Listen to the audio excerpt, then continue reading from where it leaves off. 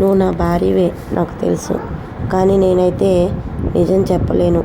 రంగగా ఎందుకు నేను వీళ్ళ దగ్గర ఉంటున్నానో తెలుసా పొగరు అని చెప్పి రిషి అంటూ ఉంటాడు. ఇంక వస్తాన్ని హక్ చేసుకొని ప్రేమగా ఏంటో ఈ మన ఇద్దరం ఒకటవుతున్నాం అన్న క్షణం నుంచి ఇప్పుడు దాకా ఎన్ని ఎన్ని వచ్చినాయో తెలుసా. మన ఇద్దరం చాలా దూరం అయిపోయాం. ఇప్పుడు కూడా అంతే.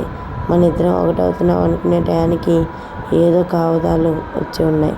అందుకే మన ఇద్దరం ఎటన్నా వెళ్ళిపోదాం పొగరు అని రిషి అంటుంటే అదేంటి సార్ అలా అంటారని వస్తారు అంటుంటుంది. అలా ఎలా అనమంటావు పొగరు చెప్పు. అయినా కానీ ప్రతి క్షణం నువ్వు కావాలనుకోవటం, నువ్వు నన్ను కావాలనుకోవటం, తర్వాత ఏదో ఒకటి జరిగి మన ఇద్దరిని దూరం చేయటం.